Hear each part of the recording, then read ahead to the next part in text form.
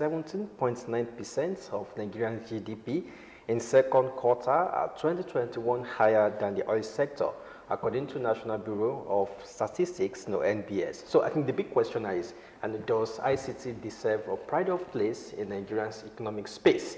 And joining us to discuss that is Mr. SEUN HAMZAT, co-founder of iFrameworks. You're welcome to the program. Welcome. Thank you so much for inviting me. Happy to be here again. Thank you. With that survey, we can see that ICT is taking over. How do you feel about that? Yeah, no, ICT in general is already taking over, right? But then, we have different stages of maturity of an IT ecosystem, and I think that Nigeria is still getting to that stage where we are going to see significant changes and change in process, in business models, and it's very, very interesting to watch. So it's completely taken over. ICT is broad. We talk about telecommunications, information, even broadcasting, that is still part of ICT.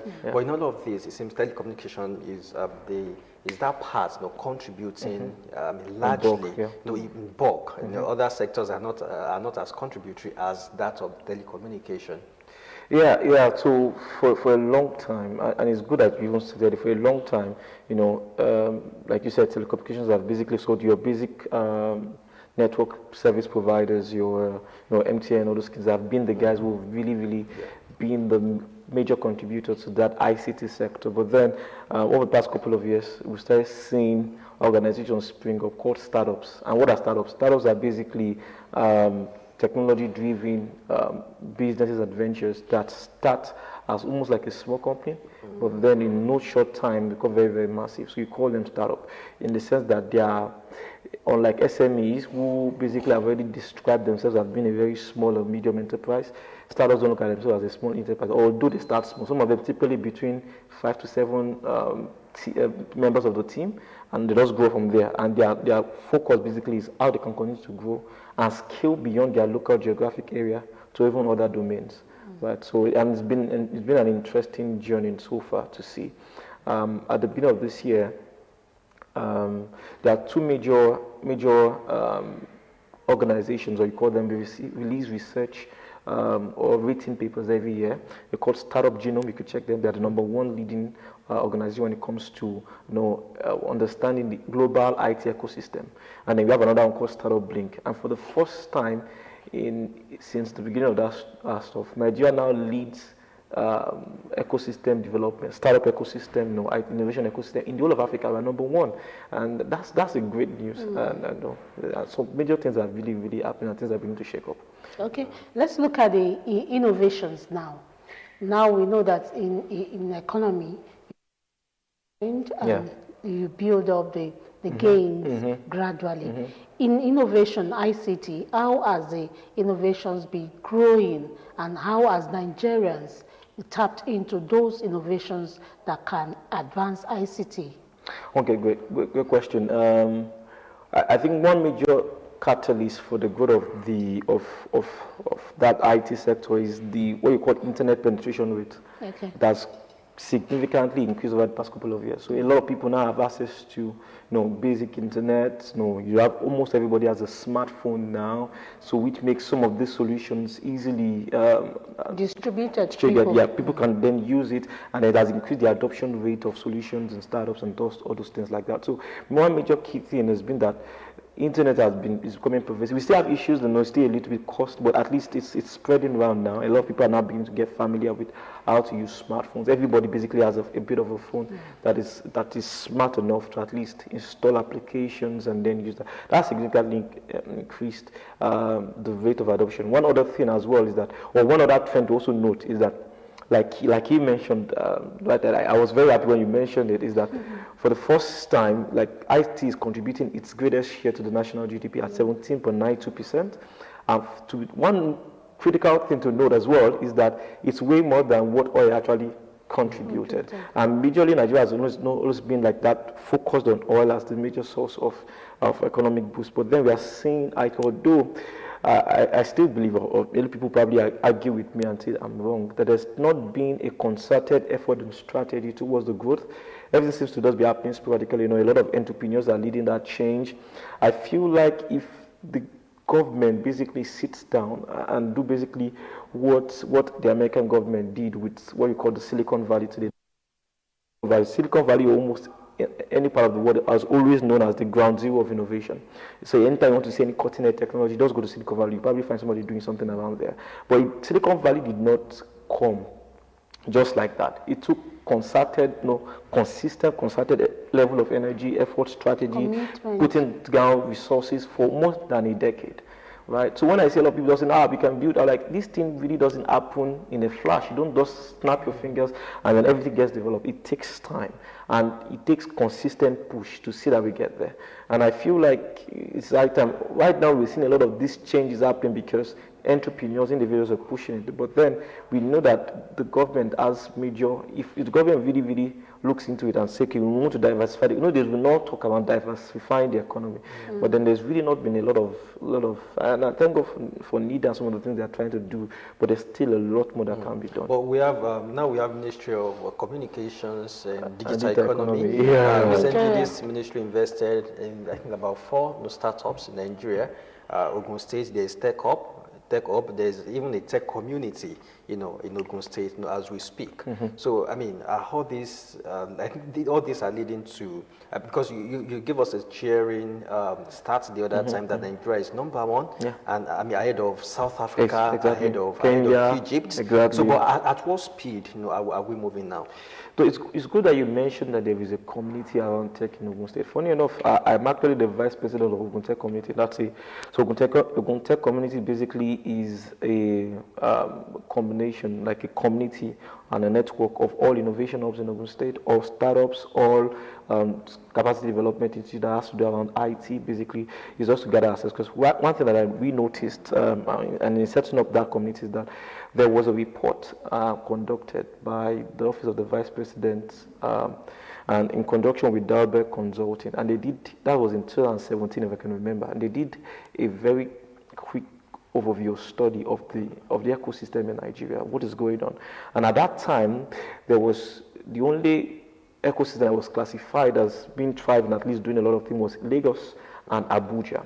And then other ecosystems like Ogun State were categorized in the nascent stage. And why did they categorize them in nascent? Categorize them in the nascent stage because they realized that some things are happening, but they are happening in silos, right? And there's no cohesive building. People are just doing their things. Somebody does one random event, somebody does one random training, and it's no question, no push, and there's no even branding. Nobody's telling the stories and all of that. And so we decided that, okay, one major way we can begin to push that is to make sure that there's a community that's really majorly advocating, pushing together resources, connecting. Because for an ecosystem to actually be fully formed, you need connections between startups, funding agencies or government. So a lot of people have to come and then be cohesive. And we took serious motivation from what Oyo State is basically doing. For the first time, there was a national ranking of ecosystems, and for the first time, like I mentioned, in 2017, the VP was saying only Lagos and Abuja. The other guys, we don't know where they are. But then, at the beginning of this year, there was another ranking, and we found out that it was Lagos #1, Ibadan #2. And that means that there is a push or migration of funding of development from Lagos ecosystem, because the nature of Lagos, very congested and all that, and they're looking for new markets, new places where they can foster innovation. And you see Ibadan is not doing quite well. And so we took that things don't really need to happen only in Lagos and Ibadan, in Abuja alone. And if Ibadan can be doing stuff, why can't Ogun State be doing stuff? And we are basically uniquely, strategically placed in between both of them. Before you get to Ibadan from Lagos, you have to pass through Ogun State, right? So why can't we also have those kind of opportunities? With the recent efforts, Yeah. So that's what. That will definitely improve the rankings of Ogun State. Hopefully, because there's a lot of criteria for mentioning rankings, right? Number one is how many of your startups within the state currently are getting funded? How many of them are actually currently being successful? So we're trying to work with Ogun Tech Up with Newdawn. It was the Digital Nigeria Day, I think last month, and I was also part of the judges who evaluated some startups as well. So there's quite a lot of things going on, but I feel like the pace can be greatly increased. And now with the tech community, which you are the vice president, I think the honors also partly lies on you too. Yes, the honors. The honors lies on us. For me, I think for us the major theme basically is that the entire ecosystem or the entire region basically rests upon the availability of quality talent, right? And so for us, one major way we're looking at is how can we begin to develop talent, in a strategic way of developing a large number of talent. And the funny thing is that, and that's one major strength I believe Ogun State has, is that we have the highest number of tertiary institutions in Nigeria, more than 30 tertiary institutions. So it means that majorly Ogun State produces the largest chunk of talent for the IT ecosystem in Nigeria, right? So who is then harvesting this and ensuring that our talents don't need to leave Ogun State to get things done? We can create a conducive environment. And there's quite a lot of things that individuals like us can do, and organizations and associations like us can do. But then, there's just as much as you can do, because government still has, quite a lot of resources and power. But then everybody tries to do what we can do. We hope that the story will be able to change in the next 2 or 3 years, because we are doing a lot of massive things, and hopefully we'll see changes very soon. Okay, with the passion Moses has been talking about ICT, are other youths too using the same passion to come into it? Because we need a lot of youths in that sector. With the innovations, with their age, with their technical know-how, and with their commitment. Do you think a lot of youths are keen into what Ogun State is doing through Ogun Tech? I feel like a lot of youth are already catching on the trend. Okay. Already catching on the trend. Percentage? I don't have the actual statistics with me, but then you should always see that from all the startups that are doing quite well, the typical range of the age of the founders is basically between 25 to about 40, so pretty young people are the ones actually leading these frontiers, right? So if you bring the right of the popular ones in Abeokuta, all the guys, also quite very, very young guys, or very, very young people who are actually leading change. So I believe that young people are catching the trend, but one thing I'm just basically worried about is there is this positive side of trying to push value, work ethic, and get things done, but there's also an increase in the negative aspect as well, because people understand that this can be done, and then you see a lot of increase in cybercrime and all that. That's also a leading, and I feel like one major way we can change that is that we have a critical mass of successful young entrepreneurs who are actually showing them the way that this can be done in the right way, with the right work ethic. It doesn't need to work out. You don't need to scam people, and all that. So I believe that we have quite a number of people already catching on the trade, a lot of young people, positive and negative. Can we increase the number and probably reduce the number of negative people? Yes, of course we can. But then we need a critical number of successful people that would really show people the way, right? We need a critical number of young people actually solving real life problems. So that's what I believe is the way. Okay, in the area of national development now, ICT is the in thing, and I think Nigerian government should really look at that angle. In your perspective, is ICT really being used the way it is supposed to be used in Nigeria to develop the nation? Yeah, I feel like we're still a lot behind in terms of no matter what is going on. There's a lot of talk now and a lot of movement within individuals and governments, but there's still quite a lot of things that needs to be done in terms of how the government,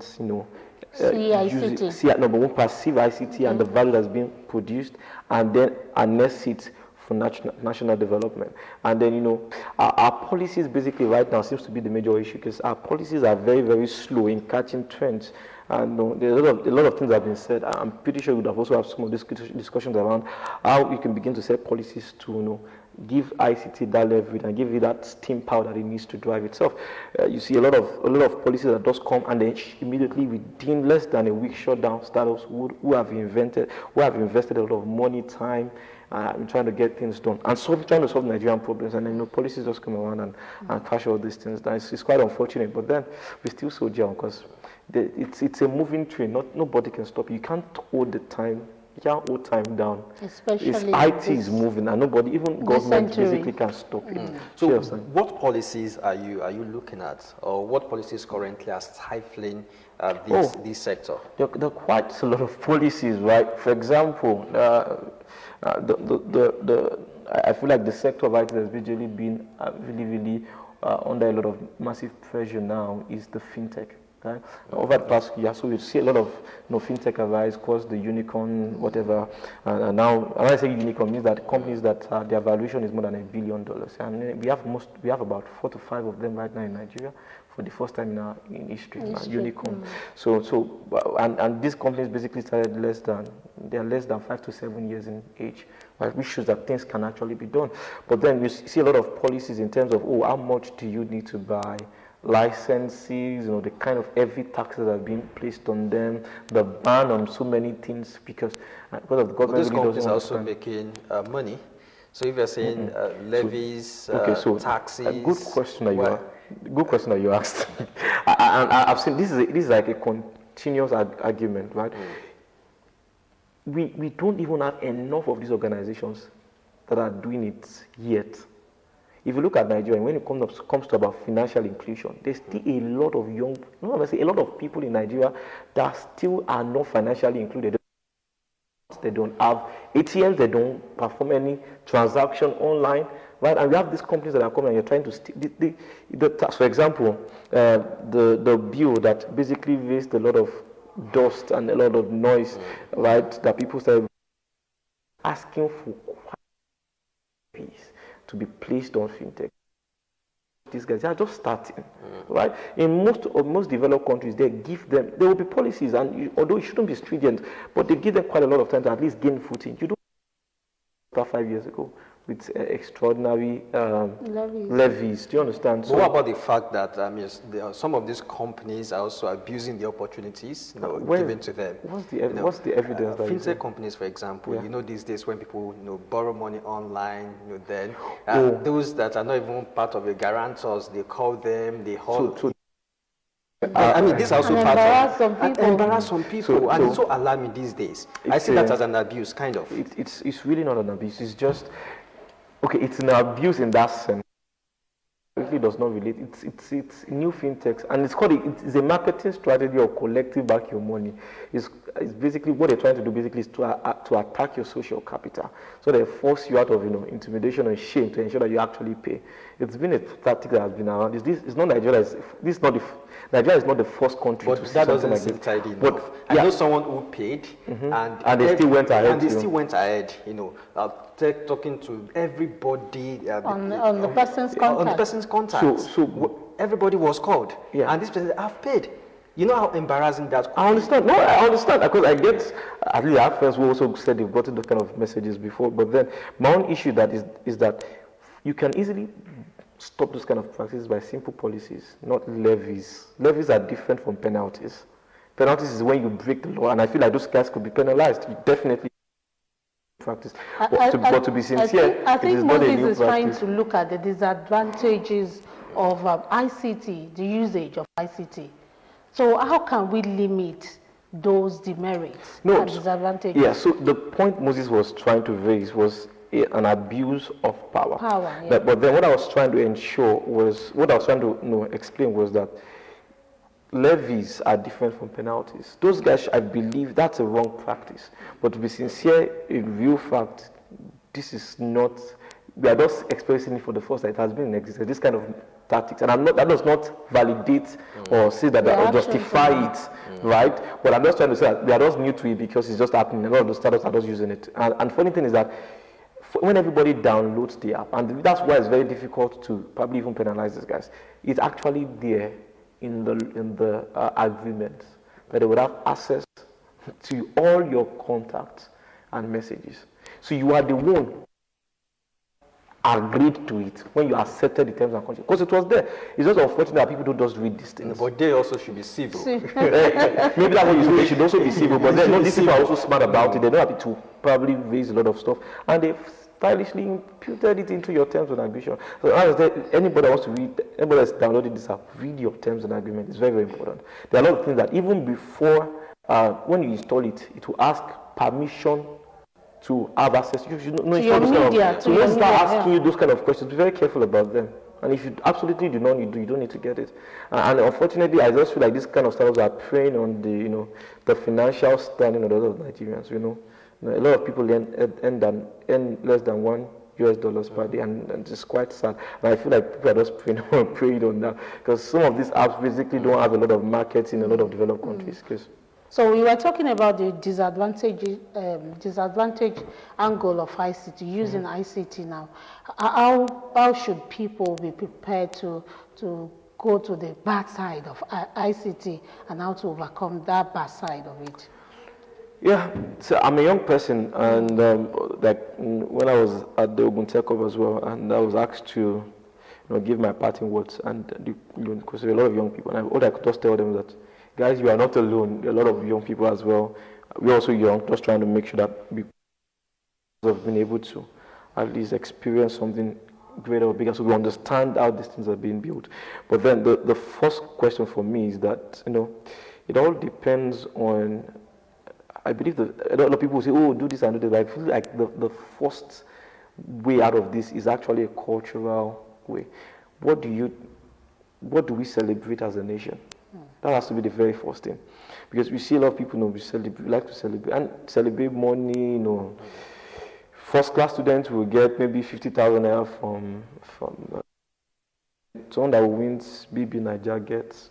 Do you understand? It shows where, I'm not saying that those guys are wrong, but it shows where our real values are. A lot of people will celebrate you if you have money, whether you make it good, whether you make it in a legal way or an illegal way, it doesn't matter. That's just basically what we celebrate. So I feel like